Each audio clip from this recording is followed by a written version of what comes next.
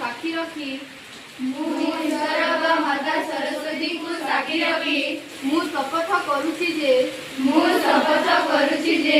मु सर्वदा मो विद्यालयर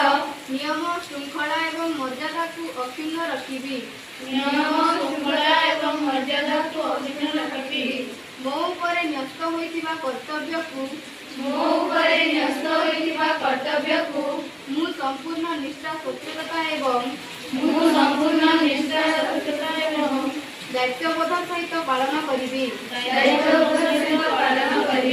मु सर्वदा मोर सहपाठी माननकु सहयोग करिबी एवं समस्तंक सहित समान व्यवहार करिबी मु मोर आचरण एवं व्यवहार द्वारा